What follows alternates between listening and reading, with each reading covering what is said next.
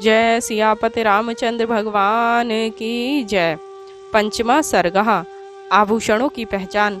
सात तु त्वद्वचनं श्रुत्वा राघवस्यात्मनो हितं सुग्रीवः परम प्रीतः सुमहद्वाक्यं ब्रवीत।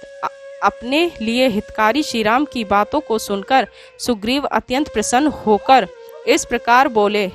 अयमाख्याति में राम सचिवो मंत्री सतमः हनुमान यन्मितं त्वं निर्जनम वन मागतः। हे राम, मंत्रियों में श्रेष्ठ आपके सेवक हनुमान ने वे सब बातें मुझे बता दी हैं जिनके कारण आप वन में आए हैं। राक्षसा पहता भार्या मैथिली जनकात्मजा तव्या वियुक्ता रुदती लक्ष्मणेन च धीमता। हनुमान ने मुझे यह भी बता दिया है कि रुंदन करती हुई आपकी पत्नी जनक कुमारी सीता को राक्षस रावण उस समय हर कर ले गया जिस समय आप और आपके भाई लक्ष्मण वहां उपस्थित नहीं थे। अहम तमान्यष्यामि नष्टाम वेद श्रुतिमेव रसातले वा वर्धन्ति वर्धन्ति वा नभ स्थले। मैं सीता जी को उसी प्रकार लाकर आपके अर्पण कर दूंगा जैसे राक्षसों के द्वारा आक्रांत वेदवाणी का उद्धार हुआ था। मैं सीता को अवश्य छुड़ा लाऊंगा, चाहे वह पाताल में हो अथवा गगन मंडल में। तज्य शोकम महाबाहो ता कांता मान्यामि ते अनुमानातु जनामि मैथिली सा न संशया। हे महाबाहो, आप शोक का परित्याग कीजिए, मैं आपकी प्राण प्रिया को अवश्य ले आऊंगा। अनुमान से मैं यह समझ रहा हूँ कि वह निसंदेह मिथिला की राजकुमारी जानकी ही होंगी। हीयमाणा मया दृष्टा राक्षसा क्रूर कर्मणा क्रोशांति राम रमेति लक्ष्मणेति चा विस्वरम। मैंने क्रूर कर्मी राक्षस द्वारा हरकर ले जाते हुए एक स्त्री को देखा था। उस समय वह हा राम हा लक्ष्मण इस प्रकार के शब्द कर रही थी।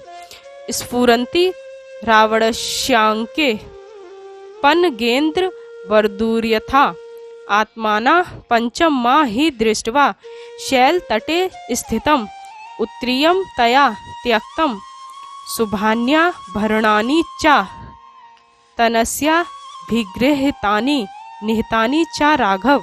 वह रावण की गोद में नागिन की भांति छटपटा रही थी। इस पर्वत शिखर पर मुझ सहित 5 वानरों को बैठा देखकर उसने अपनी चादर और उसमें बंधे हुए आभूषणों को मेरे समीप गिरा दिया।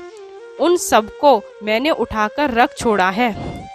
तम ब्रवीततो रामः सुग्रीवं प्रियवादिनम् आन्यस्व सखे शीघ्रम किमर्थ प्रविलंबसे। यह सुनकर श्री राम ने प्रिय भाषी सुग्रीव से कहा, हे मित्र, तुम उन वस्तुओं को शीघ्र लाओ, देर क्यों कर रहे हो।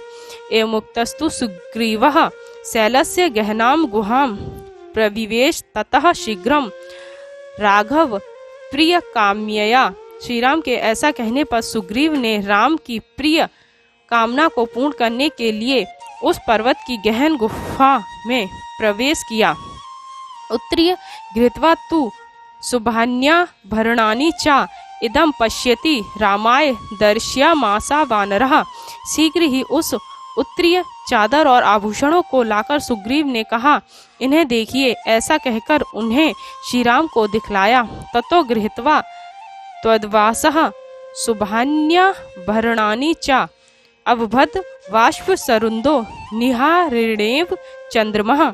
उन वस्त्र और आभूषणों को हाथ में लेकर श्री राम इस प्रकार सजल नेत्र हो गए जिस प्रकार चंद्रमा कोहरे से आच्छादित हो गया हो। अविच्छिन्ना श्रु वेगस्तु सौमित्र वीष्य पार्श्वतः परिदेवयुतुम दीनम रामः समूप चक्रमे। नेत्रों से अविरल अश्रुधारा प्रवाहित करते हुए राम अपनी बगल में बैठे लक्ष्मण को देखकर दीनता पूर्वक विलाप करने लगे। पश्य लक्ष्मणम विदेहा सत्यक्तम हीयमाणाया उत्तरीय मिदम भूमो शरीराद भूषाणी च। हे लक्ष्मण, देखो, हरण की जाती हुई सीता ने अपने शरीर पर से उतार कर यह उत्तरीय और आभूषण भूमि पर फेंके थे। तुम तनिक इन्हें पहचानो तो सही। एवं मुक्तस्तु रामेण लक्ष्मणो वाक्यम ब्रवीत नाहम जनामि केयूरे नाहम जनामि कुंडले नुपुरे त्वभि जानामि नित्यम पादाभिवंदनात्। श्री राम के ऐसा कहने पर लक्ष्मण जी बोले, मैं इन कंकड़ों बाजूबंदों को नहीं जानता और कान के कुंडलों को भी नहीं पहचानता। हाँ, मैं इन नुपुरों बिच्छुओं को अवश्य ही पहचानता हूँ। ये निश्चित रूप से सीता जी के हैं, क्योंकि प्रतिदिन उनकी चरण वंदना के समय मैं इन्हें देखा करता था। ततः स राघवो दीनः सुग्रीवमिदं ब्रवीत ब्रूहि सुग्रीव कम देशम हियन्ति लक्षिता तव्यः। लक्ष्मण के ऐसा कहने पर श्री राम दीन होकर सुग्रीव से बोले, हे सुग्रीव, बताओ हरण की जाती हुई सीता को तुमने किस देश की ओर ले जाई जाते हुए देखा था? क्व वा वस्ति तद्रक्षो महद्वय सन्नदम मम यत्रि मितम मह्यम सर्वत्राश्यस्यामि राक्षसान। अथवा मुझे बतलाओ कि मुझे महान संकट में डालने वाला वह राक्षस कहाँ रहता है, जिसके कारण मुझे संपूर्ण राक्षसों का संहार करना पड़ेगा।